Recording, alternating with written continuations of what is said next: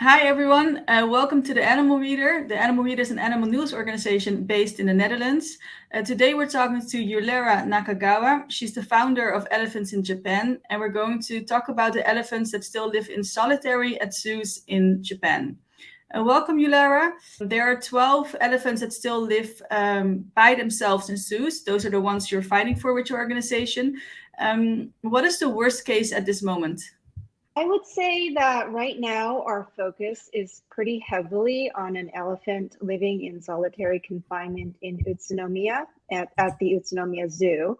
Her name is Miyako. She is 49 years old and she has been alone her entire life since she was a 6-month baby brought from Thailand.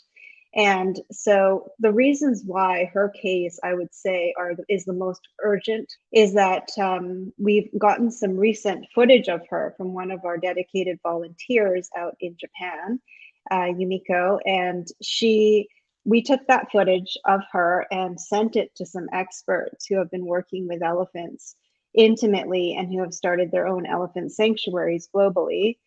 They looked at this footage and immediately pointed out some really, again, urgent issues. One is that Miyako's nails and cuticles on all four of her feet are very overgrown, and that they suggest chronic issues, that are showing that the way that she is standing is most likely a result of pain.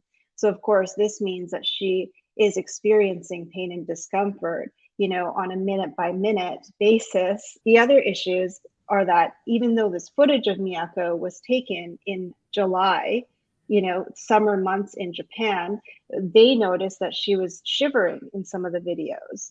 And so you can only imagine Japan getting very much colder in the wintertime, how much she is again suffering on a very basic welfare need, which is to have warmth. And then another urgent issue for Miyako is that her enclosure is tiny, incredibly tiny, the space she's allotted outside is. And her, by the way, her indoor enclosure, which we don't have a shot of because we don't have access, is a fraction of that size.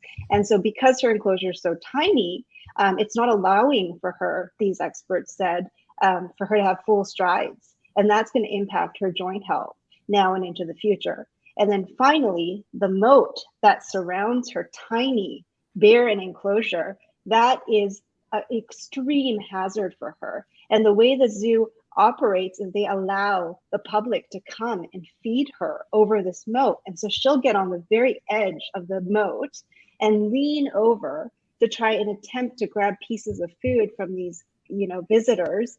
And Mhm. every single time she does that, she is at risk of falling into that moat. And we have learned from our research that she has previously fallen in once.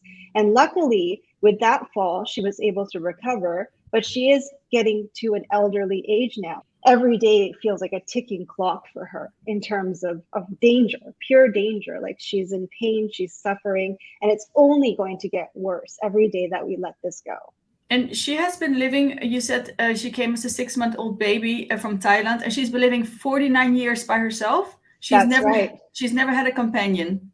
Never had a companion ever. And this enclosure, I mean, it is barren. She has a tiny tire. She has a bar that she chews on. This is she does this out of a stress coping mechanism.